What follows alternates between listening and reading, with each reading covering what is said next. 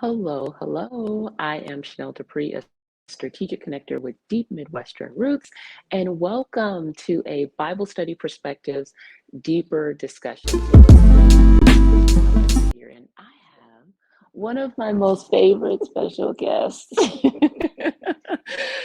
So this is Elaine Gunn. I am not allowed to call her that though. This is my mother, my mama, who I remember when I was in elementary school and mom decided that she was gonna go to school, go back to school, and to get her license in barber, beautician, Barber hairstylist. by barber hairstylist. Thank you. And so she went to school. She received her. She was able to obtain that, and then opened up her own salon. And did hair for a while, and then ultimately went back and became an instructor, and then went back and became the director of the college. And she was the first African American um, director of a college of that sort. And so that was a big deal and took a lot of work. And all the while, the first lady of Word First, our church in Oklahoma City, for 30 years, and also raising three children, one definitely wonderful child, and then two others. They're okay. They're fine. My older and younger brother. And you have 10 grandchildren. Okay, so we're talking about perspective number two, legally grown. And really, the perspective that we're talking about is how Abram had to really transition his relationship with Lot, who he was raising, who he took in after so number one, Lot's father and mother passed away. And then Lot's grandfather was raising him, but then Lot's grandfather passed away. And so Abram and Sarai were Lot was with them, so he was, he took him in, and they were doing the thing. Well, then we find out that there was a space in a place where they needed to separate. Yes.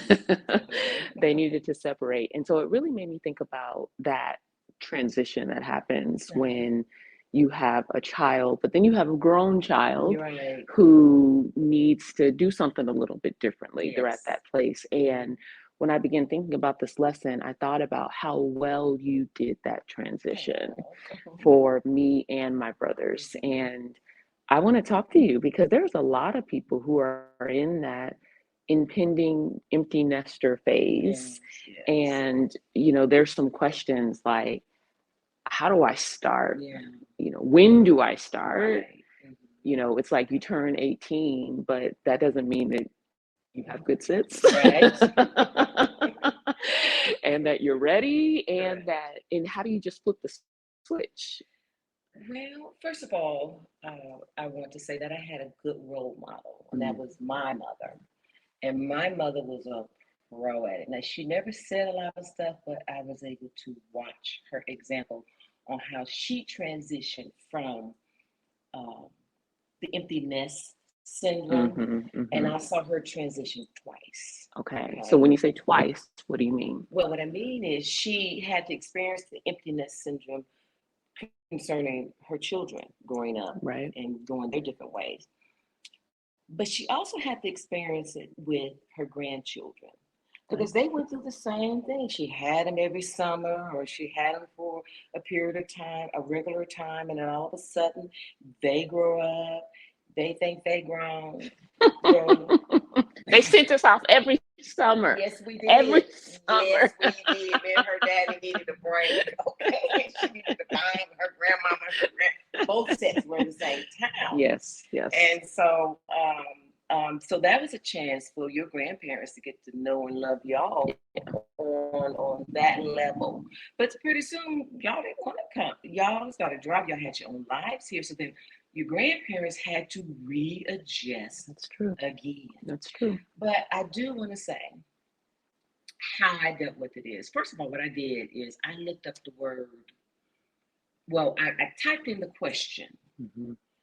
What do you call your adult children? I mean, when they grow up, do you call them children? Because it just feels kind of funny. Mm-hmm. And do you know that every place that I read, it said you call them your children Yeah. because they never stop being your children. Right. It's just that your parenting style transitions, Mm. reshapes, Yeah. transforms. Right. So let's think about it. When our kids were babies, they needed us for everything. And if we didn't give it to them, if we didn't give it to you, you wouldn't have survived. Yeah. But at some point, we didn't need to feed you. You could feed yourself. We Yeah. didn't need to dress you. You could dress yourself. Yeah. So then when you were children, we had to kind of transition again. Mm.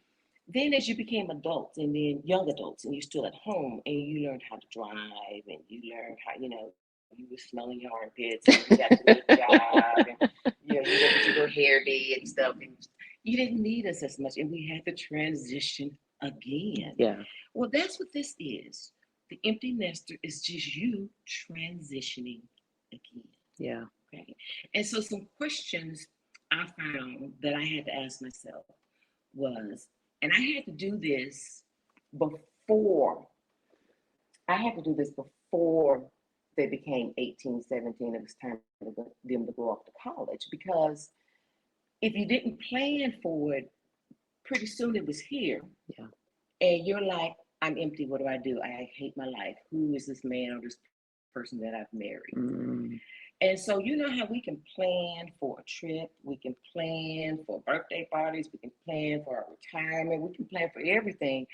But I'm finding that a lot of us didn't plan for the empty nester, but we need to plan for it. Right. So, some questions you need to ask yourself is one, well, first realize it's perfectly normal what you're going through. If you're feeling if you're feeling empty, that's why it's called emptiness syndrome. Emptiness, that's perfectly normal. Yeah. I have a lot of mothers that come up to me and say, um, okay, I'm getting the emptiness. I'm learning some activities. I'm learning to do something different, but every now and then I need to check on him. But yet I don't want to check on him or her too much because I don't want to feel like I'm getting into their space. Mm. Okay, and so that's when you become really crafty. Okay, so you want me to share or what you want me to hear? Yes, I want you to share the craftiness. Okay. So at the heart of it is you love your child. You want them to do their best. Mm-hmm. You don't want them to fail. Right. Okay. So you have to factor in, first of all, that each child is different. Okay. So let's say, for instance, with you, I had to hone in to what you were needing at that particular time in your life. At that particular time, you were needing my money. Broke best friend. And you needed every now and then, okay, to see my face. Yeah. Okay. And so I said, how do I factor in money with me and my FaceTime and taking her out to eat with her friends? Because I wanted her friends to also see that she had a good support system. Yeah. Okay. And so with that, I was able to, hey, sweetheart, got this money right here. You feel like Red Lobster today? Yes, I do. Okay. Yes, So I do. that was our case. It was. And so it was like kind of like a standing date. And so that's how I was able to put my eyes on my daughter, because we can look into our child.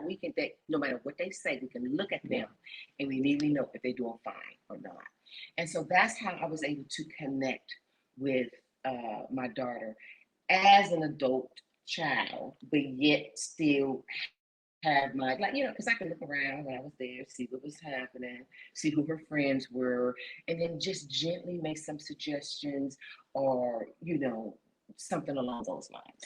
I also found that, I mean, even when I was in high school and like there would be a trip, you would always Make myself available. You would be there. Yeah. Yes. When I was in college and had some trips that I needed to go on, like you were the first person that I rode an airplane with. Yes. When I went to a Delta convention. Absolutely. In Vegas, we went. Yes. And so it's like you were there very strategically. Very much so. It was. In those moments. But then even thinking about when I got married and had children, it's like whenever you showed up, it was like a breath of fresh air. Like you always saw things that I didn't see.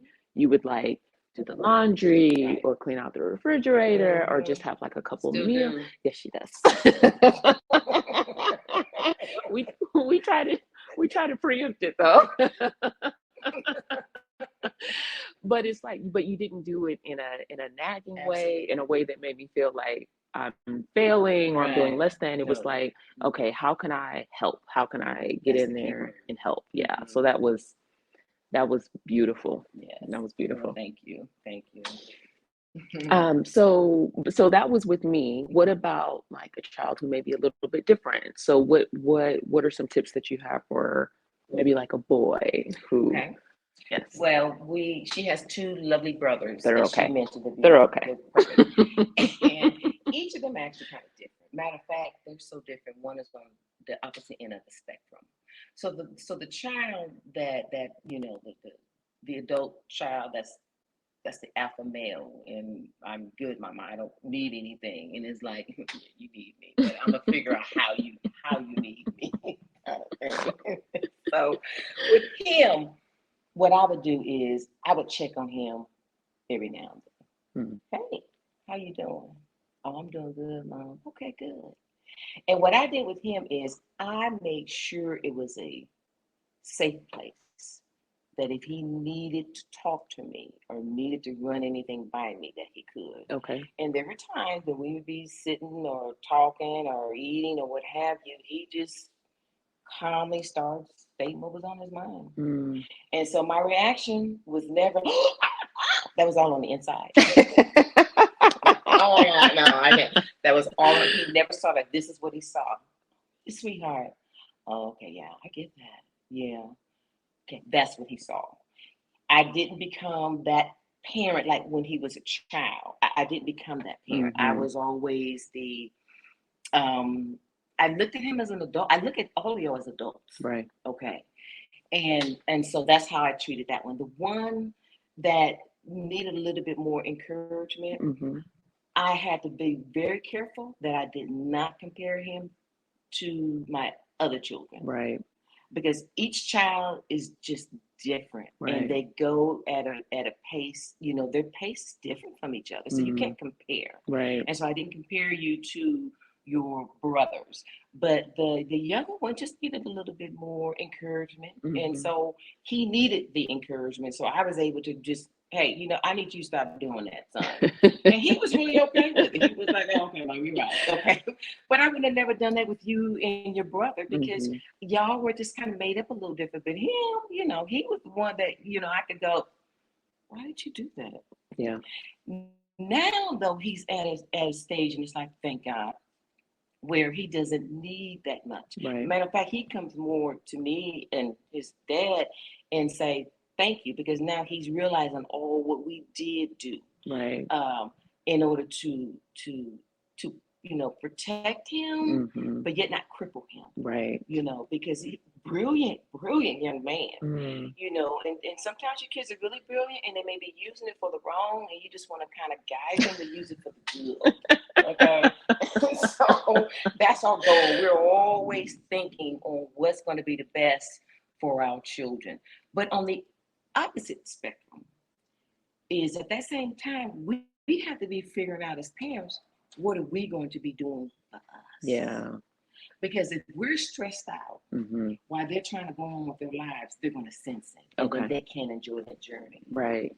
And so we need to ask ourselves as parents, as empty nesters, is if I'm taking this real hard and I'm not letting my child go, am I happy with my life? So let me ask myself some questions.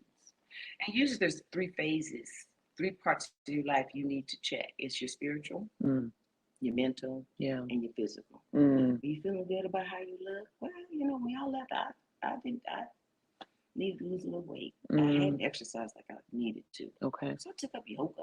Okay. And felt really good. Yeah. I liked it. And then I tried out all kinds of classes, but I ended up with yoga. Okay.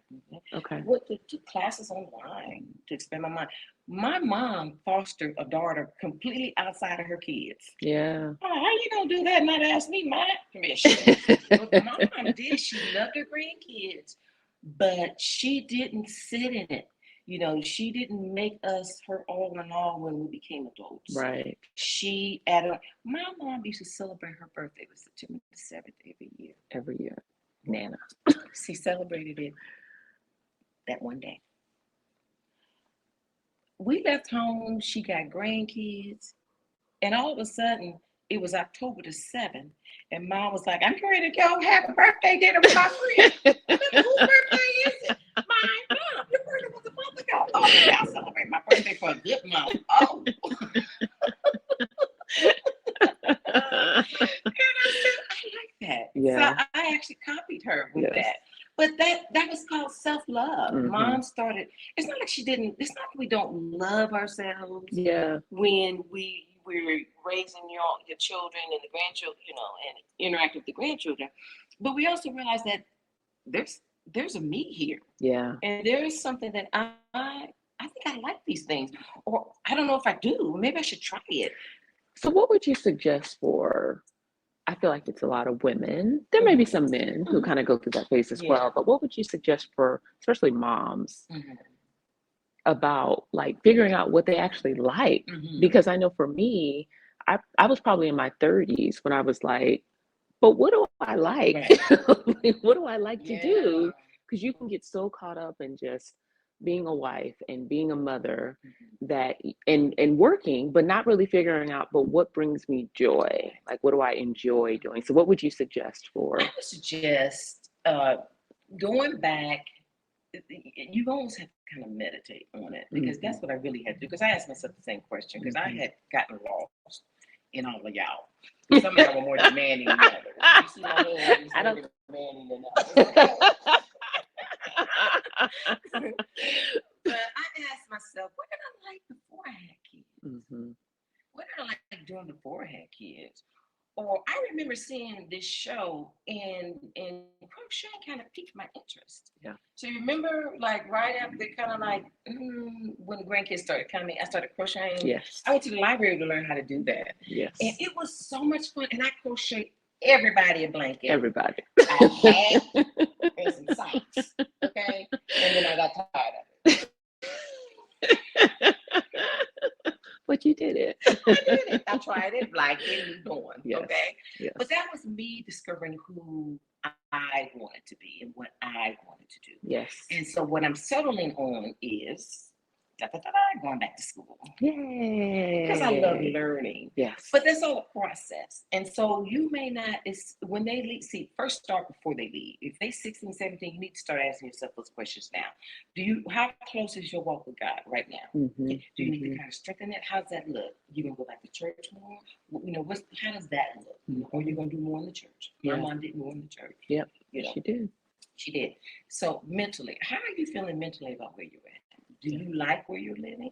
Okay. You want to get a better job, or now can you get that job you want where you can work more hours because now you don't have kids home? Yeah. So I mean, the way God has it set up, it is so. It is almost intimidating because there's so many things that you can choose from. Right. But there's some things that's for you. Yeah. You just have to be willing to tap into it. Yeah. So I just want to just go back to what you said in concern of that spiritual foundation, because we know that that's key. Like that is where everything has to be built from. And God will he'll lead you, guide you, and direct you in all truths.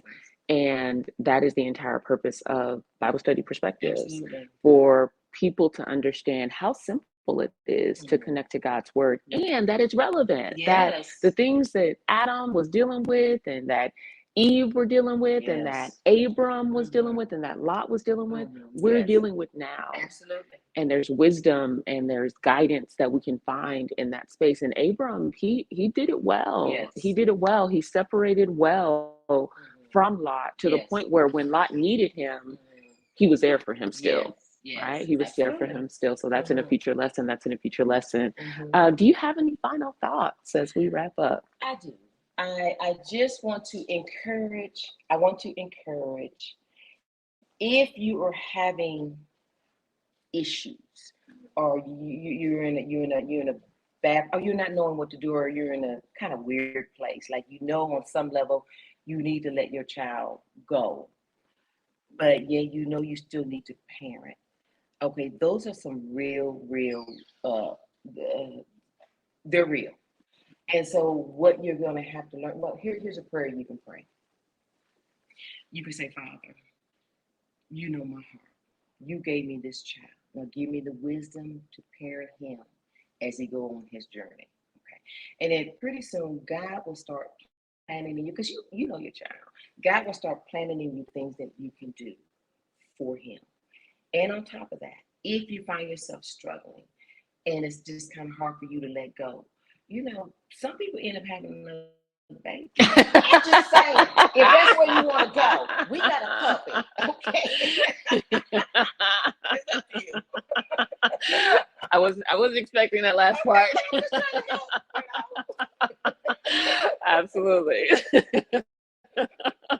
Well, thank you, Mom, for talking with us and sharing your wisdom, because again, you have so much of it. And Mom, it feels like, well, it happened. Me, my two brothers all graduated within 2 weeks of each other. Yes. Me and my older brother graduated college, Yes. and then my younger brother graduated high school, Yes.